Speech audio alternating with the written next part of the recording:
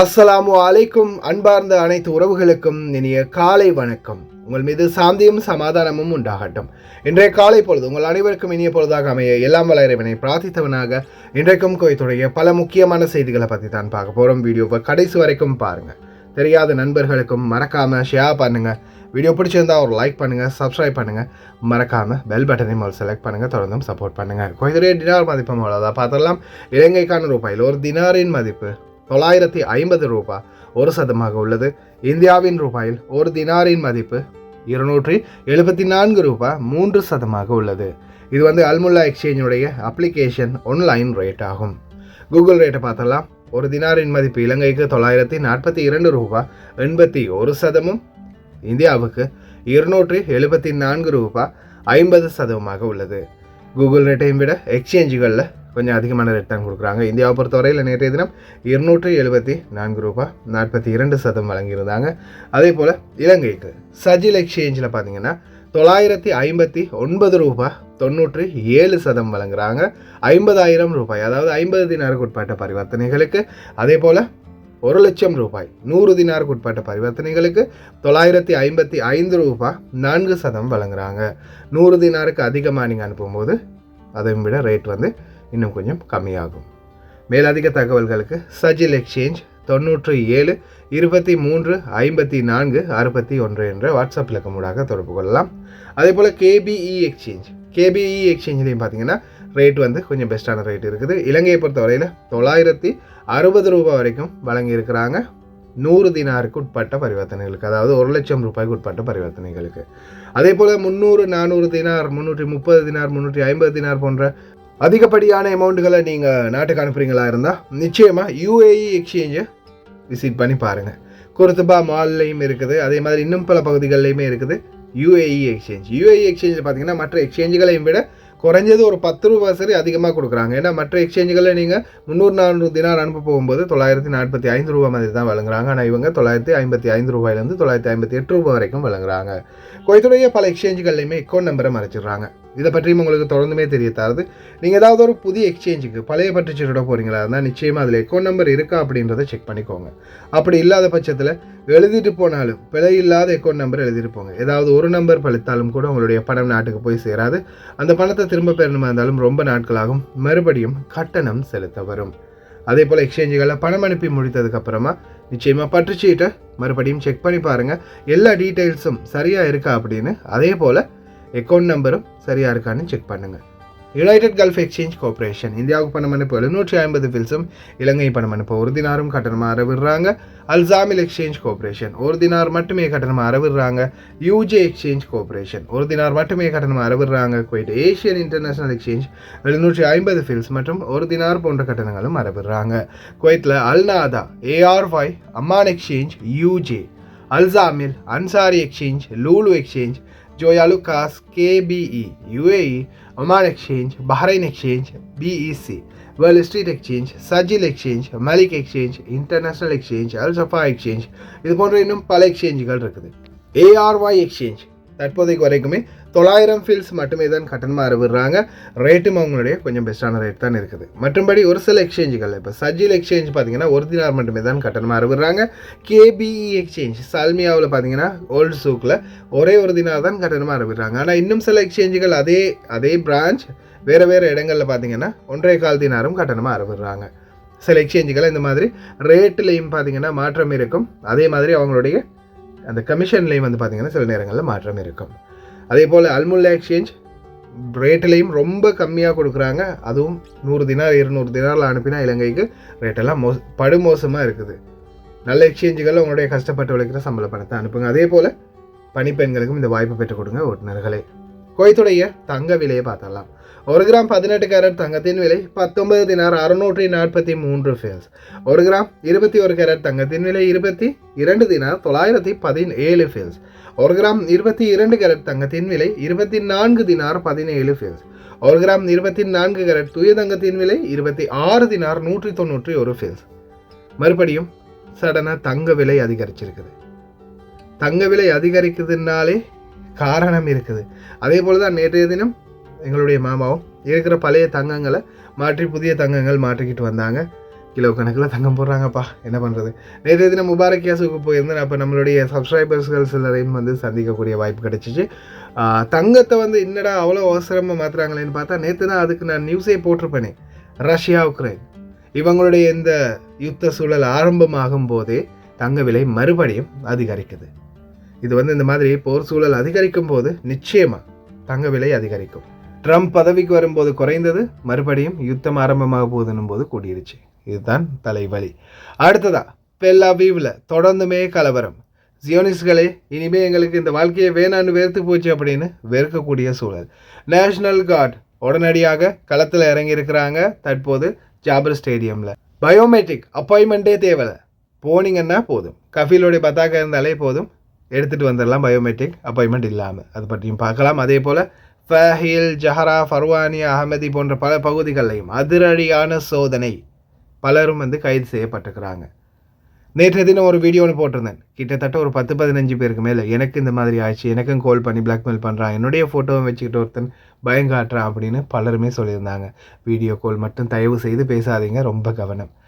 மெத்தாலஜிஸ்ட் ஃபஹத் அல் ஒத்தாய்பி எதிர்வரும் நாட்களில் அதிகூடிய மழையினுடைய காலப்பகுதியாக குவைத்தில் மாறும் அப்படின்னு தெரிவிச்சிருக்கிறாங்க. அதே மாதிரி தான் குவைத்துடைய காலநிலை ஆய்வாளர் பெதர் அல் அமீராவும் குறிப்பிட்டிருக்கிறாரு. எதிர்வரும் நவம்பர் 24 ஆரம்பமாகும் அதிக மழை, அதே போல் அன்ஸ்டேபிள் வெதர் அப்படின்னு தெரிவிச்சிருக்கிறாங்க. காற்றினுடைய வேகமும் அதிகரிக்கும், தூசியும் வந்து இதில் அதிகரிக்கும் அப்படின்னு தெரிவிச்சிருக்காங்க. இன்ஷா அல்லாஹ் தயவு செய்து ரொம்ப கவனமாக இருங்க. صبحكم الله بالخير. وفي 24 نوفمبر بإذن الله تعالى راح نتأثر بمنخفضات جوية ونسبة رطوبة عالية وتكثيف للغيوم وأمطار تستمر معانا عدة أيام بما يعرف بالديمة، وأمطارها من خفيفة إلى متوسط الشدة. وتأخر الأمطار هذا العام بسبب استمرار الحرارة اللي استمرت ويانا بالوسم، فالحرارة تفكك الغيوم وتضعف معاها فرص الأمطار. وأيضا استمرت معانا الرياح الشمالية بما يعرف بالمرتفعات الجوية، وهي رياح هابطة تفكك المنخفضات الجوية وتبعد الغيوم عنا، وأضعفت معاها الأمطار. لكن مع نهاية الوسم بإذن الله تعالى وموسم الديمة، فإن حجم المنخفضات الجوية يغطي المنطقة، وفرص الأمطار بإذن الله تعالى واردة مع استمرار ارتفاع نسبة الرطوبة وانخفاض درجات الحرارة والبرودة اللي يزيد من تكثيف هذه الغيوم. فإن شاء الله رح نشهد أمطار وخير وبركة بالأسبوع الأخير من نوفمبر الحالي حتى نهاية الشهر بإذن الله تعالى. கம்மியாகிட்டு வந்துச்சு. உங்களுக்கே தெரியும், இப்போ 2-3 நாளைக்கு முன்னாடியே தங்க விலை ரொம்ப அதிகமாகவே குறைஞ்சிட்டு வந்துச்சு, சந்தோஷப்பட்டுக்கிட்டு இருந்தோம். திடீர்னு இந்த தங்க விலை அதிகரிச்சிச்சு. அதுக்கான காரணம், ஆரம்பத்தில் டொனால்ட் ட்ரம்ப் பதவிக்கு வந்த உடனே தங்க விலை கம்மி ஆகிடுச்சு. அதுக்கப்புறமா சடனாக இந்த தங்க விலை மறுபடியும் அதிகரித்ததுக்கு காரணம் நேற்றைய தினம் புட்டின் அவர்கள் வழங்கிய உத்தரவு தான். அணு ஆயுதத்தை பயன்படுத்த உத்தரவிட்டிருக்கிறார், அதுதான் முக்கியமான காரணம். அதே போல் டெல் அவீவ் தொடர்ந்துமே தாக்குதலுக்கு உட்படுத்தப்படுகின்றது. அதன் அடிப்படையில் இப்போதைய சூழலில் டெல் அவீவ் வாழ் மக்கள் இஸ்ரேலியர்களே அரசாங்கத்தை எதிர்க்க ஆரம்பிச்சிட்டாங்க. இந்த யுத்தத்தை முடித்து தொலைங்கடா, இல்லைன்னா நிம்மதியே இல்லாமல் இருக்குது, இல்லைன்னா நாங்கள் எதுவுமே வேணாம் விட்டு தூக்கி வீசிட்டு எங்கேயாவது இந்த நாட்டை விட்டே போகிறோம் அப்படின்ற சூழலுக்கு தள்ளப்பட்டிருக்கிறாங்க இன்னைக்கு இஸ்ரேலிய மக்களே.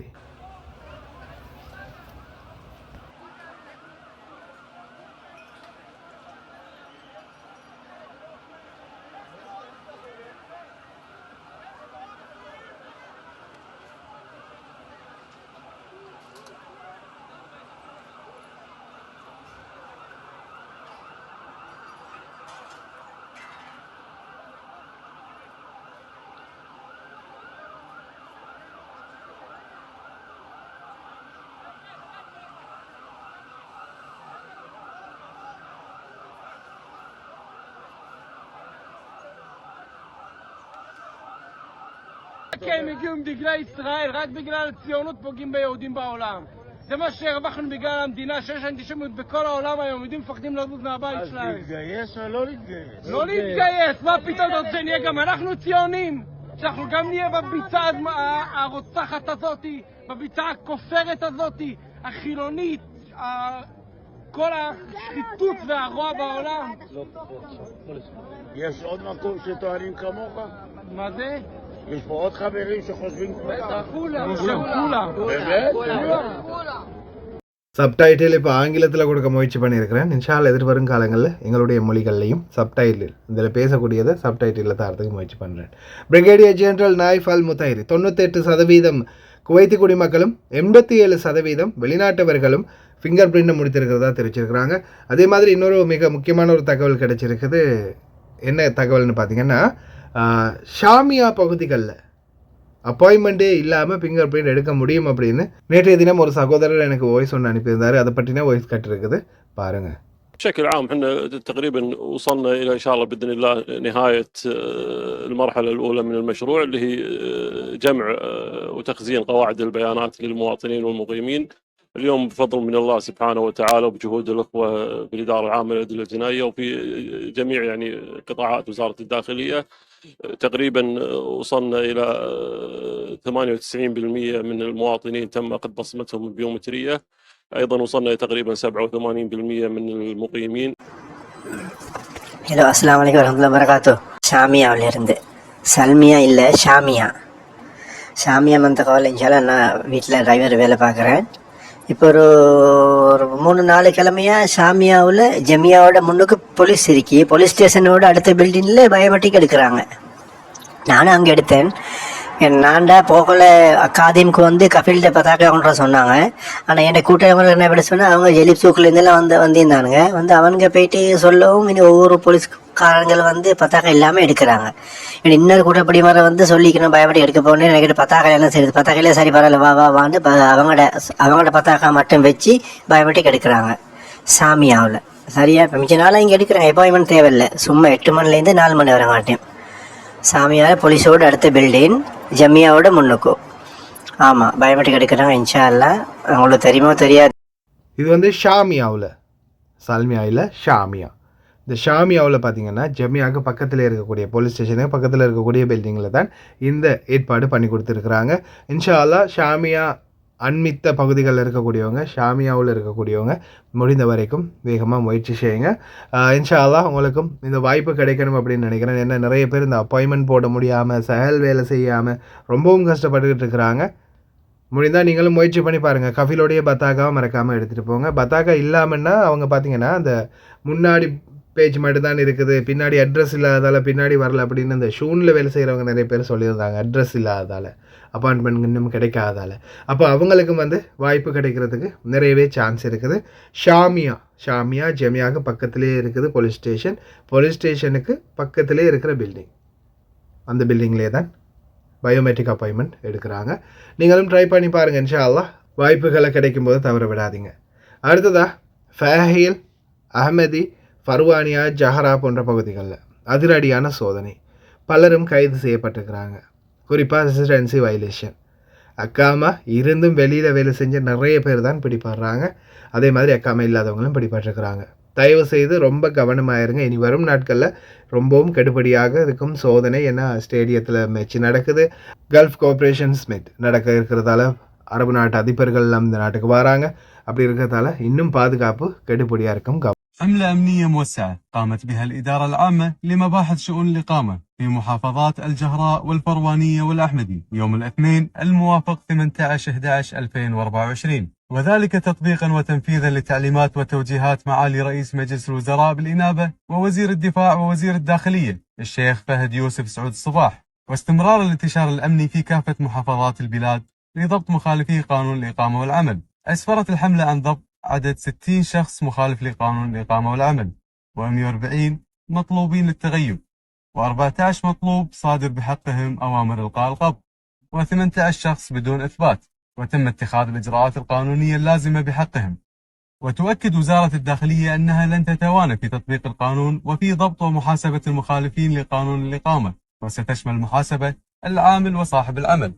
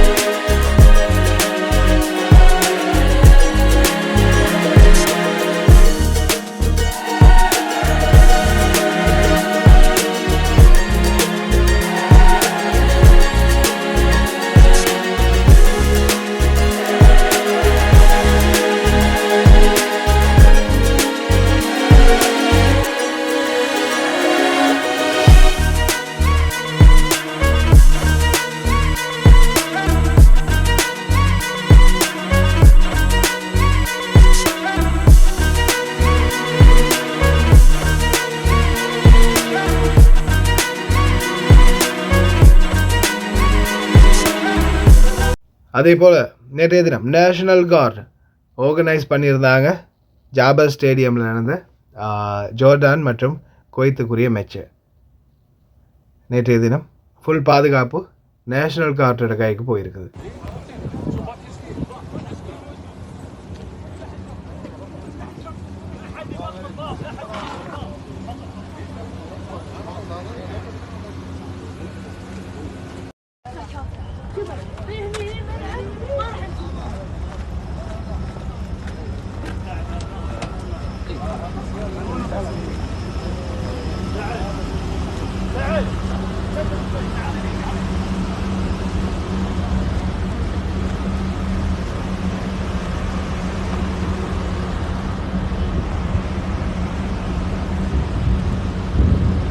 நேற்றைய தினம் நான் ஒரு வீடியோ போட்டிருந்தேன்.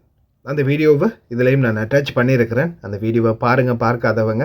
நேற்று மட்டும் அந்த வீடியோ போட்டதுக்கப்புறமா கிட்டத்தட்ட ஒரு 15 பேருக்கு மேலே மெசேஜ் போட்டிருந்தாங்க.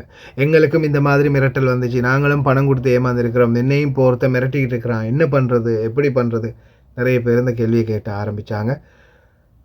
என்ன பண்ணுறதுன்னு தெரியலை. தயவு செய்து ரொம்ப கவனம், தயவு செய்து வீடியோ கால் பேசாதீங்க. வீடியோ கால் பேசி சில நேரங்களில் உங்களுடைய ஃபோட்டோக்களையோ அல்லது நிர்வாணமான முறைகள்லையோ தயவு செய்து வீடியோ கால்களில் பேசாதீங்க. அது உங்களுக்கு மிகப்பெரிய ஒரு ஆபத்தை விளைவிக்கும். இந்த வீடியோவை கடைசி மட்டுக்கும் பாருங்கள், பார்க்காத. கனுஷ்கி அப்படின்னு சொல்லக்கூடிய 2 சகோதரிகளுக்கு அவங்களுடைய வீடியோ பதிவொன்று வெளியாகி மிகவும் பரபரப்பு உண்டாக்கி இருந்துச்சு. அது தொடர்பாக அவங்க சிஐடியில் கம்ப்ளைண்ட் பண்ணினதாக தெரிவிச்சிருக்காங்க. அதே போல் தான் நீங்கள் இலங்கையினுடைய சைபர் கிரைமுக்கு இந்த மாதிரி யாராவது மிரட்டல் எடுத்தால் உடனடியாக தெரிவிக்கலாம். அதனுடைய நம்பர் இருக்குது பாருங்கள், 0112 43 27 46. அதே மாதிரி 0112 38 1 045 இந்த இலக்கமூடாகவும் தெரிவிக்கலாம். அல்லது cybercrime@ccid.gov.lk இதனுடன் தொடர்பு கொள்ளலாம்.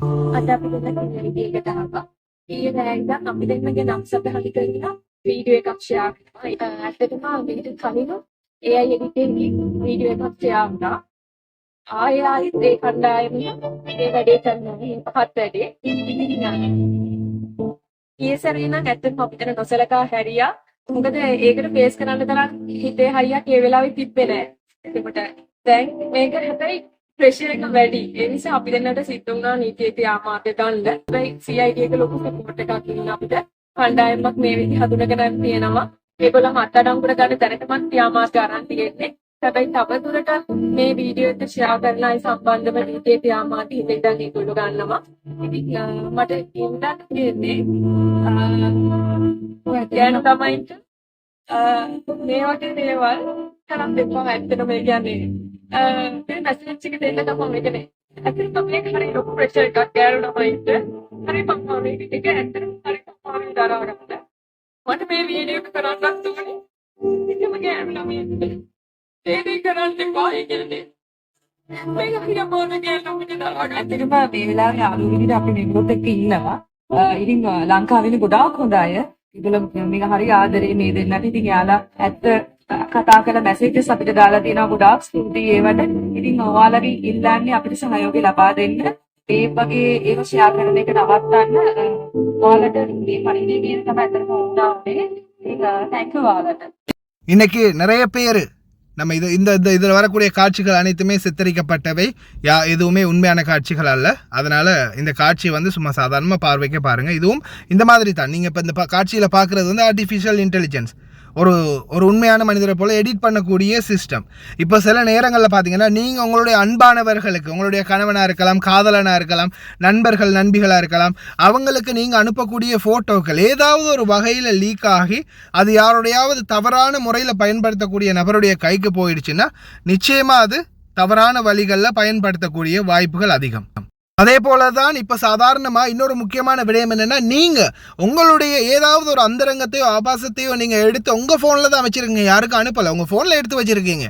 ஒருவேளை நீங்களே மறந்து போயிட்டீங்க அதை எடுத்து வச்சதை, நீங்கள் ஒரு ரிப்பேர் சென்டருக்கு, அதாவது ஃபோன் கடையில் ஃபோனை செய்கிறதுக்காக கொடுக்குறீங்க, அந்த நேரத்தில் ஒருவேளை அந்த ஃபோனை நீங்கள் கொடுக்கும்போது பாஸ்வேர்டெல்லாம் ரெடி பண்ணி தானே கொடுப்பீங்க. ஒருவேளை அந்த நேரத்தில் அந்த ஃபோன் ஷாப்பில் இருக்கக்கூடியவங்க அதை ஓப்பன் பண்ணி அதில் இருக்கக்கூடியதுகளை செக் பண்ணி பார்க்கும்போது உங்களுடைய இந்த வீடியோக்கள் கிடைச்சிருச்சுன்னா நிச்சயமாக அதை வச்சு பிளாக்மெயில் பண்ணுறதுக்கு நிறையவே வாய்ப்பு இருக்குது. அதே போல் தான் நான் நேரத்தோடவே இந்த சம்பவம் வந்து இந்தியாவில் நடந்த சம்பவத்தை பற்றி நான் குறிப்பிட்டிருந்தேன். இன்ஸ்டாகிராமில் வந்து பேசி பழகி அதுக்கப்புறமா 1 மாதம் 2 மாதம் நல்லா கதைச்சி பேசிட்டு அதுக்கப்புறமா நான் காதலிக்கிறேன், கல்யாணம் பண்ணலாம் அப்படின்னு ஆசை வார்த்தையில் காட்டிட்டு கடைசியாக உங்களோட நல்லா பேசி வீடியோ கால் வரைக்கும் பேச பழகிட்டு அதுக்கப்புறமா நான் கையை அறுத்துக்குவேன், நீ வந்து நிர்வாணமாக எனக்கு வந்து வீடியோ காலில் பேசு, இல்லைன்னா என்னுடைய கையை நான் அறுத்துக்குவேன்னு அப்புறமா கையை லைட்டாக கீறிக்கிறது, ரத்தத்தை காட்டுறது, உங்களை வந்து மென்டலி நல்லா பயமுறுத்தி உங்களை வந்து மனதளவில் உங்களுடைய அந்த பயத்தை உண்டு பண்ணிவிட்டு அதுக்கப்புறமா உங்களுடைய அந்த சிச்சுவேஷனை பயன்படுத்தி அதில் நீங்கள் பேசும்போது அந்த பேசுகிற வார்த்தைகளை வச்சு வீடியோ எடுத்து அந்த வீடியோவை வச்சு உங்களுடைய அந்த நிர்வாண வீடியோவை வைத்து பிளாக்மெயில் பண்ணக்கூடிய நிறைய சம்பவங்கள் பதிவாகி இருக்குது. அதே மாதிரி தான் இந்த சம்பவம் பல லட்சத்தில் இழந்து கடைசியாக அந்த சகோதரி போலீஸுக்கு போயிருந்தாங்க. முக்கியமாக ஒரே ஒரு விடயம், தயவு செய்து உங்களுடைய தைரியத்தை தளர விடாதீங்க. நீங்கள் ஒரு வேளை தவறு பண்ணிட்டீங்கன்னாலும் தயவு செய்து தைரியத்தை தளர விடாதீங்க. நிச்சயமாக சட்டபூர்வமாக நடவடிக்கை எடுக்கலாம். இந்த மாதிரி தவறு செய்தவனைத்தான் சட்டம் தண்டிக்கணும். நீங்கள் உங்களை தண்டிச்சு கொள்றதுக்கோ நீங்கள் உங்களுடைய உயிரை விடுறதுக்கோ அவசியம் இல்லை. இந்த மாதிரி தவறு யார் செய்தானோ அவனை தண்டிக்கணும். அதே மாதிரி நீங்கள் இன்னொரு நல்ல ஒரு விடயத்தை புரிஞ்சுக்கோங்க. இப்போ உங்களுக்கு ஒருத்தன் இந்த மாதிரி ஒரு தவறு செஞ்சுட்டான், உங்களை வந்து பிளாக்மெயில் பண்ணுறான், அப்போ நீங்கள் அவனை விட்டுட்டு நீங்கள் ஒரு வேளை இறந்துட்டீங்க, உயிரை விட்டுட்டு நீங்கள் பாட்டுக்கு இறந்து போயிட்டீங்க. அப்போது நீங்கள் இறந்து போனால் என்ன, அவனுக்கு இன்னொரு பொம்பளை இல்லையா ஊரில், அடுத்த பெண்ணை பிடிப்பான். அப்போது நீங்கள் செய்ய வேண்டியது உங்கள் உயிரை விட வேண்டியதில்லை, அவனை வந்து சரியான சட்டத்துக்கு முன்னாடி நிறுத்தி சட்ட நடவடிக்கை எடுக்க வைக்க வேண்டியது. ஏன்னா நாளைக்கு உங்களை மாதிரியே இன்னொரு பெண்ணுக்கும் அது நடக்கும் அப்படின்றத தயவு செய்து புரிஞ்சுக்கோங்க. அதனால் தவறான எந்த முடிவுகளும் எடுக்காமல் அன்பார்ந்த சகோதரர்களே ஏதாவது இந்த மாதிரி அந்தரங்க ஃபோட்டோக்களோ ஆபாச ஃபோட்டோக்களோ இருந்துச்சுன்னா அப்படி யாராவது வச்சு பிளாக்மெயில் பண்ணுறாங்கன்னா ஒன்று சட்ட நடவடிக்கை எடுங்க. அப்படி இல்லையா பர்சனலாக உங்களுடைய குடும்பங்கள்கிட்ட, உங்களுடைய நண்பர்களாக இருக்கலாம் அல்லது உறவினர்களாக இருக்கலாம், வேறு வெளியாக்கள்கிட்ட இல்லாமல் உங்களுடைய குடும்ப உறுப்பினர்கள் அல்லது உங்களுடைய தந்தை தாயிடம் இதை முறையிட்டு இதுக்கு சரியான நடவடிக்கை எடுக்க முயற்சி பண்ணுங்கள். அதே மாதிரி தயவு செய்து உங்களுடைய அந்தரங்க ஃபோட்டோக்களாக இருக்கலாம், வீடியோக்களாக இருக்கலாம், உங்களுடைய காதலனுக்கோ கணவனுக்கோ தயவு செய்து சமூக ஊடகங்கள் மூலம் அனுப்பாதீங்க. நீங்கள் சில நேரங்களில் வாட்ஸ்அப்பில் அனுப்புறீங்க, ஆனால் வாட்ஸ்அப்பை கூட சில டைமில் ஹேக் பண்ணி வச்சுருக்கலாம். ஏன்னா நீங்கள் ஒவ்வொரு லிங்க்கை டச் பண்ணி ஒவ்வொரு லிங்க்லையும் வந்து நீங்கள் ஏதாவது ஒன்றுக்கு டச் பண்ணி ஓகே கொடுக்கும்போது எக்ரீட் கொடுக்கும்போது அதில் நீங்கள் நான் வந்து உங்களுடைய ப்ரைவசிக்குள்ளே நுழைஞ்சு உங்களுடைய செயலிகளை நான் கண்காணிக்க நீங்கள் விரும்புகிறீங்களா அப்படின்னு வந்து ஆங்கிலத்தில் வரும்போது அதுக்கு நீங்கள் ஆமான்னு கொடுத்துருவீங்க. ஒருவேளை அப்படி கொடுத்துட்டீங்கன்னா அப்ரூவலை நீங்களே கொடுத்த மாதிரி அவங்க உங்களுடைய ஃபோனை முழுக்க கண்காணிச்சுக்கிட்டே இருப்பாங்க. அதனால் தயவு செய்து அன்பார்ந்தவர்களே ரொம்ப கவனம். அதே மாதிரி தான் இப்போ இந்த ஆர்டிஃபிஷியல் இன்டெலிஜென்ஸ் வந்ததுக்கு பிறகு உண்மையிலேயே நீங்களாவே இருக்காது, ஆனால் உங்கள் ஃபோட்டோவை பக்காவாக ரெடி பண்ணி அந்த மூஞ்சை மாற்றி அந்த மாதிரி ரெடி பண்ணுவாங்க, அப்படியும் இருக்குது.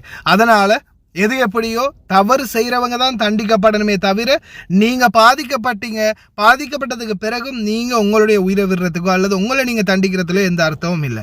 அதனால் யாராக இருந்தாலும் சரி சிந்தித்து செயல்படுங்க. அதே மாதிரி உங்களுடைய குழந்தைகளுக்கு, வெளிநாட்டில் இருக்கும் தாய் தந்தைகளே, உங்களுடைய வீடுகளில் தான் அதிகமான டச் ஃபோன்கள் இருக்குது, ஸ்மார்ட் ஃபோன் இருக்குது, ஞாபகப்படுத்துங்க, குழந்தைகளுக்கு அவேர்னஸ் பண்ணுங்கள். ஓகே ஃப்ரெண்ட்ஸ், கடைசி வரைக்கும் பார்த்து எல்லாருக்குமே ரொம்ப நன்றி. தெரியாத நண்பர்களுக்கு மறக்காமல் ஷேர் பண்ணுங்கள். வீடியோ பிடிச்சிருந்தா ஒரு லைக் பண்ணுங்கள், சப்ஸ்கிரைப் பண்ணுங்கள். இன்னொரு நல்ல வீடியோவில் சந்திக்கலாம்.